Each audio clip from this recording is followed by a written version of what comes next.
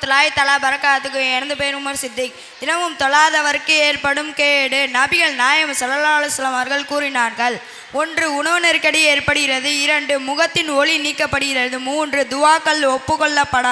4. அல்லாவின் கோபம் ஏற்படுகிறது. 5. கேவலமாகவும் பசித்தவராகவும் தவித்தவராகவும் மரணம் ஏற்படுகிறது. 6. கபரில் நெருக்கடி ஏற்படுகிறது. அதனால் விழா எலும்புகள் ஒன்றோடு ஒன்று சேர்ந்து விடுகிறது. 7. கபரில் நெருப்பு மூட்டப்படுகிறது. 8. கபரில் பாம்பு ஒன்று சாத்தப்படுகிறது. அது ஒரு தடவை கொற்றினால் அவர் எழுவது மூலம் பூமிக்கு அடியில் சென்று மேலே வருவார். 9. கேள்வி கணக்கு கடுமையாக வைக்கப்படுகிறது. 10. மகசர் மைதானத்தில் பூமி செம்பாகும் சூரியன் தலைக்கு மேல் உயர்த்தப்படுகிறது. 11. நாம் செய்த அமல்களில் செயலோடு இடது கரத்தில் அது வழங்கப்படுகிறது. 12.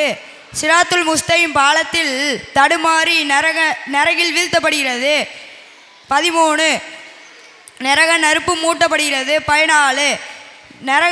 7 நரக வாசல்கள் திறக்கப்படுகிறது. 15. தகுந்த காரணமின்றி ஒரு நேர தொழுகையை கலா செய்வது பாகமாகும். அதற்கு தண்டனை வழங்கப்படுகிறது. 16. பாங்கு சத்தம் கேட்டும் பள்ளிக்கு தொழச் செய்யாதவரின் காதில் ஈயற்றை காட்சி ஊற்றி வேதனை செய்யப்படும்.